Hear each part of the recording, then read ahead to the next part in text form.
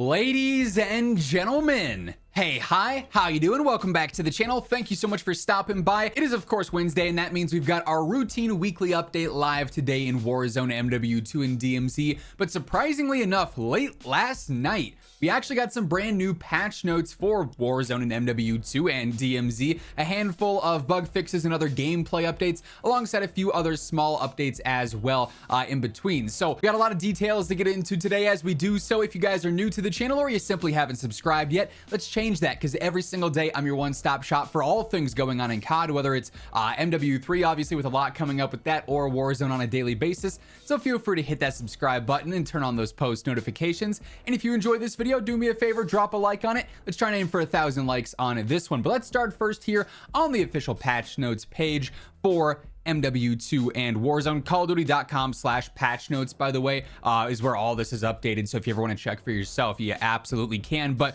we've got our Tuesday, October 24th update. And like I said, this went live like way late last night for some reason. Usually we don't see any updates like that. So definitely surprising to see a full patch note list go out. But initially here for some global bug fixes. So this applies to MW2 and Warzone and DMZ alike. They fixed an issue that could cause the loadout selects menu to open while in combat in multiplayer.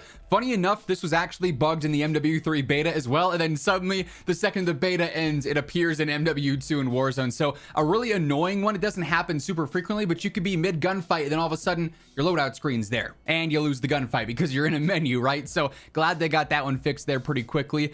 Fix an issue where pressing the back button from a connected second input source could cause the game to not respond to any input until relaunch. So if you are flipping back and forth between keyboard and mouse and controller, that could mess you up and basically make you restart the game every time you mess that up.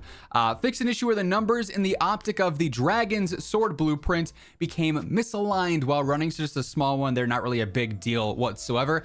Fixed a reoccurrence of an issue where collected souls counted towards score streaks. So this was actually a very cheesy way of getting free streaks in game. You may or may not know, but there is a store bundle. I'm not sure which one because honestly, I don't care about the store. But I know there's a store bundle that gives you a gun buddy or a gun charm, whatever the case is, that collects the souls for you rather than you having to go and collect them yourself. It brings them to you. And it also gives you score for your score streak. So it was a very broken glitch there, pay to win definitely, where you were getting extra score that other players couldn't get. So really glad that they ended up fixing that one. Fixed an issue that could cause an error message when attempting to load into LSCLO in the Haunting 24/7 playlist in split screen. So very specific there, but if you ran into that as a split screen player, that should be fixed now. Fixed an issue where ADS view could become obscured by kill tags when playing split screen. Another fix there for split screen. You like to see that. Fix an issue that could cause an incorrect background to appear when previewing a weapon. This has been an issue for a long time, and it was very apparent yesterday. You guys will see in the loadout video that's coming either later today or tomorrow, so stay tuned for that. My background is glitched the entire time, so I'm glad they got that one fixed. It was kind of annoying to look at. They also fixed an issue that could prevent players from using the reporting feature when using a controller. Obviously a pretty big deal there, because oftentimes you got to report cheaters and aimbotters and wall hackers and the like. So again, good fix there. That was the global stuff there. We also got some Warzone specific updates as well here. So for these bug fixes and gameplay updates, they fixed an issue that could cause a crash when engaging zombies with the Big Berry blueprint equipped in Von Dead Zombie Royale trios. Very specific there, but obviously a big issue if you are trying to use that consistently. Fixed an issue where the Chemist 3 journal at Zaya Observatory is unable to be picked up in DMZ. So if you couldn't complete that mission, now you can. An issue where non-party leader players could get stuck on an unusable select screen when trying to launch DMZ through the Haunting tab. Was a mouthful.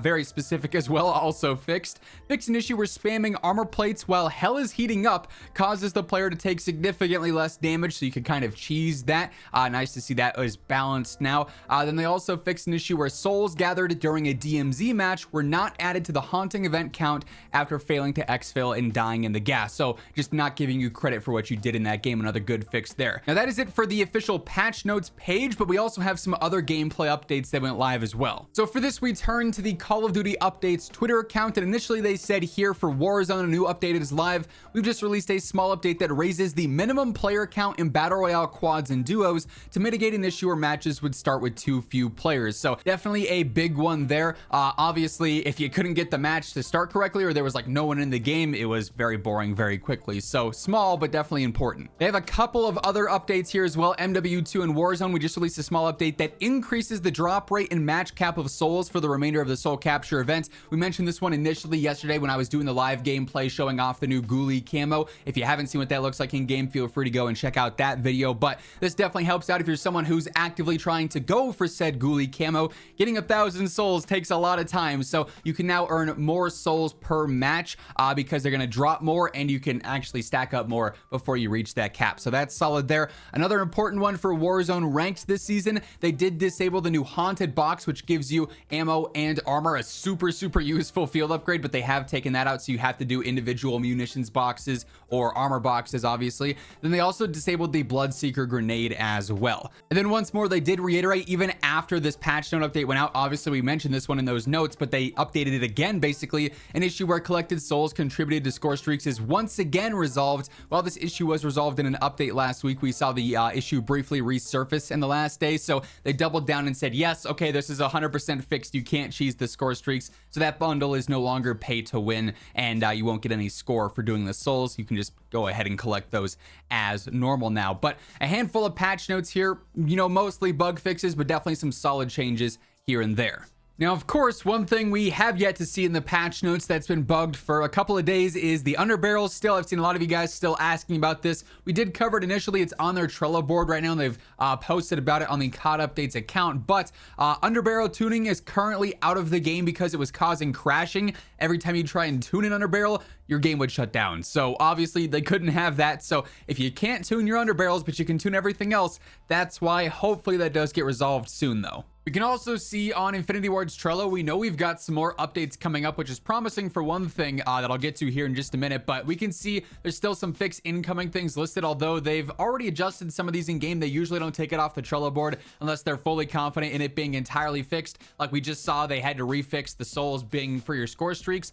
They did that twice. We'll have probably additional updates for some of these fixed incoming things, like the Valeria operator skin having incorrect smoke effects and whatnot. But the P890 is still sometimes defaulting as your secondary on your loadout. A big problem there. Hitching on the battle pass token menu on PC when you enter that, that's been a problem as well. But it's important to note that they do have these various other fixes incoming, and they're investigating some other new things that have been added to the Trello here for multiplayer, DMZ, so on and so forth. Because as we see every one of these new updates pass, you're probably sitting here wondering, what's going on with those leaked new weapons, the Bruin and the FR556? And the real answer is we've got no idea because they haven't announced anything official. But obviously those weapons are only going to come when there's a new update going live in game.